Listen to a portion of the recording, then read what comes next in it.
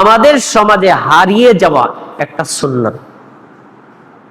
এই সুন্নাত আমাদের দেশের মসজিদের মুসল্লিরা মানবে তো দূরের কথা, জানেও না। পয়েন্ট এক, মুসল্লিদেরকে বাদ দিলাম, যাদেরকে আমরা ইমাম, আলেম, মুফতি, মাওলানা, খতিব হিসেবে জানি, ধর্মনেতা হিসেবে জানি, ওনারাও অনেকে জানে না। আবার অনেকে আছে জানার পরে মানবে তো দূরের কথা, পাল্টা বিরোধিতা করে। আরে হারিয়ে যাওয়া সুন্নাতের নাম সূর্য অস্ত যাওয়ার পরে ফরজের আগে 2 রাকাত সালাত। আপনি এক মসজিদে ঢুকেছেন,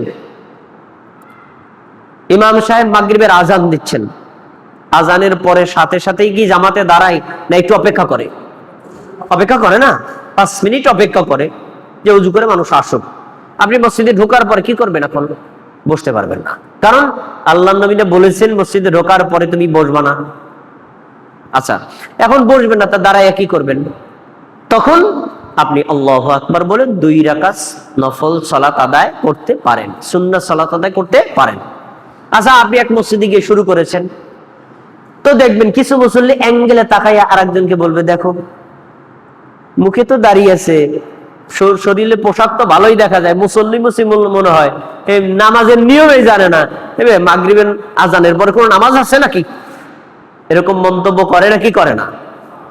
কোন কোন জায়গায় নামাজ ছাড়াই দেবে, নামাজ ছাড়ো। আর কিছু ইমাম মুসল্লিও এর বিরোধিতা করে, এই আপনি কি নামাজ পড়ছেন, এমন কোন নামাজ আসেনি। এরা হলো হাদিস সম্পর্কে মূর্খ, রাসূলের হাদিস সম্পর্কে তাদের কোনো জ্ঞান নেই। অথচ বুখারী, মুসলিম, আবু দাউদ, তিরমিজিতে হাদিস জ্বলন্ত জীবন্ত অবস্থায় আছে এবং ইমামদেরও এ বিষয়ে মতামত আছে। তারাও বলেছেন যে মসজিদে মাগরিবের সময় ঢুকলে আজানের পরে ফরজের আগে 2 রাকাত সালাত আদায় করা মুস্তাহাব, প্রিয় একটা আমল। আসুন আমরা দলিল থেকে জেনে নিই। সহিহ বুখারী হাদিস নাম্বার 1977। عن عبد الله المزني رضي الله عنه عن النبي صلى الله عليه وسلم قال, আব্দুল্লাহ ইবনে মুজানি রাদিয়াল্লাহু আনহু বলেন, নবী সাল্লাল্লাহু আলাইহি ওয়াসাল্লাম বলেন, সাল্লু ক্বাবলা সালাতিল মাগরিবি, তোমরা মাগরিবের আগে 2 রাকাত সালাত আদায় করো। সাল্লু ক্বাবলা সালাতিল মাগরিবি, তোমরা মাগরিবের আগে 2 রাকাত সালাত আদায় করো।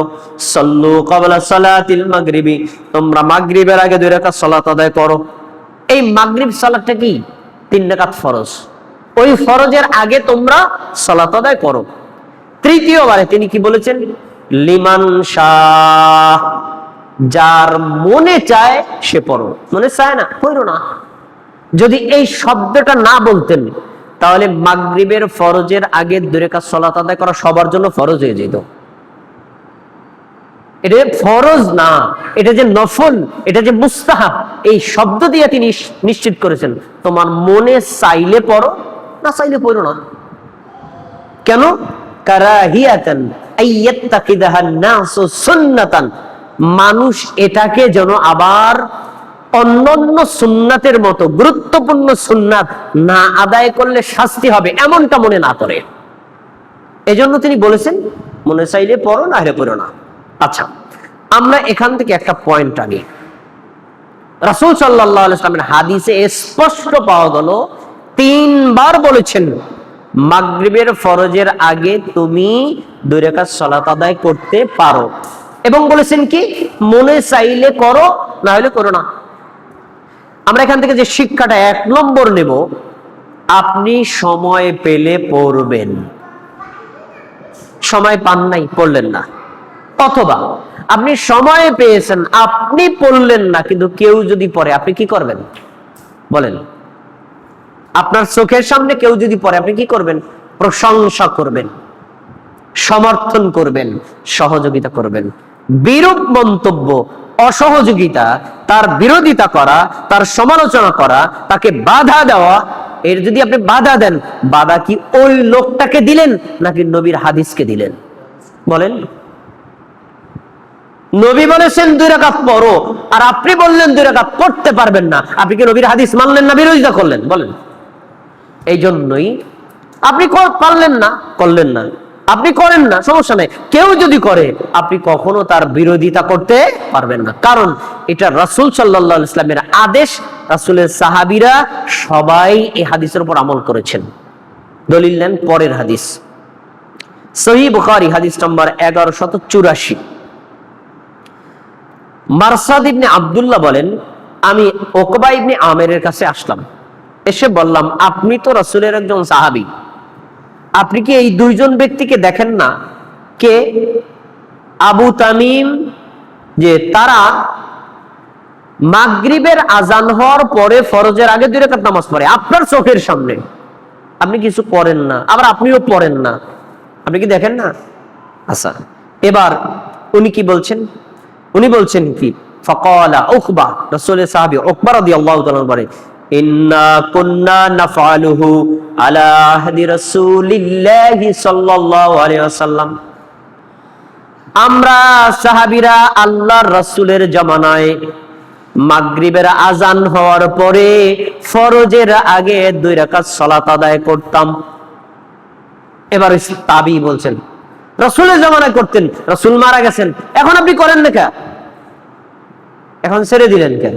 তখন তিনি কি বলছেন, কেন শোনো, আশুগুলো, রাসূলের জামানায় আমাদের ব্যস্ততা কর্মক্ষেত্র কম ছিল, এজন্য পড়েছি, আর এখন ব্যস্ত থাকার কারণে পড়ার সময় পাই না, তাই পড়ি না। তাহলে সাহাবীর হাদিস থেকে 3টা শিক্ষা। 1 নম্বর, সকল সাহাবী রাসূলের জামানায় মাগরিবের ফরজের আগে 2 রাকাত সালাত আদায় করেছেন, প্রমাণ।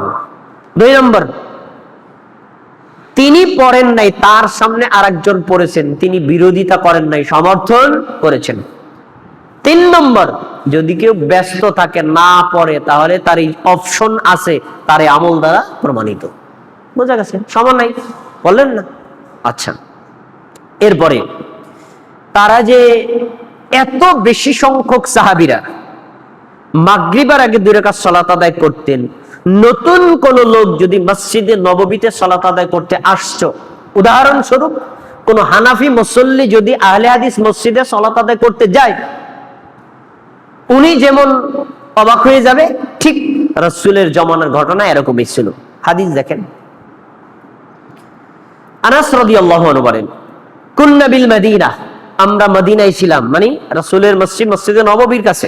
আচ্ছা, ফাইদা আযানাল মুআযযিনু লিসালাতিল মাগরিবি, খেয়াল করে শুনেন, মাগরিবের আজান যখন মুয়াজ্জিন দিত, আজান শেষ করার পরে ইবতাদারুস সাওয়ারিয়া ফায়ারকাউনা রাকাতাইনি রাকাতাইনি, সাহাবীরা মসজিদের ভিতরে কোথায় কোথায় খাম আছে, কোথায় কোথায় আড়াল আছে, ওই খামকে সামনে রেখে, ওই আড়ালকে সামনে রেখে আল্লাহু আকবার বলে 2 রাকাত সালাত আদায় করতেন। খেয়াল করে শুনতে হবে। এই হাদিস থেকে আরেকটা শিক্ষা পাওয়া যায়, মসজিদের ভিতরে সূত্রা ব্যবহার করা জায়েজ, এই যে সাহাবীরা করেছেন। আচ্ছা, 2 নম্বর, এত সংখ্যক সাহাবীরা এই 2 রাকাত সালাতে আদায়রত ছিলেন, এরপরে শব্দগুলো শোনেন।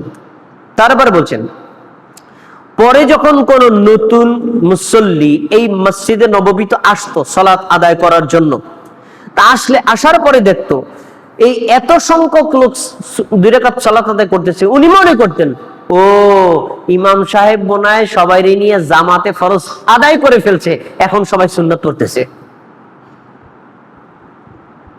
তাহলে কত সংখ্যক মুসল্লি ওই 2 রাকাত সালাত আদায় করার কারণে নতুন একজন মুসল্লির মধ্যে এই চিন্তা হতে পারে যে ফরজ জামাত আদায় করা শেষ, এখন সুন্নাত পড়তেছে। তাহলে হাদিস থেকে কি পাওয়া গেল, রাসূলের জামানায় সাহাবীরা মাগরিবের আজানের পরে ফরজের আগে 2 রাকাত সুন্নাত সালাত আদায় করতেন না করতেন না? করতেন। কম সংখ্যক মুসল্লি না বেশি সংখ্যক মুসল্লি? বেশি সংখ্যক মুসল্লি।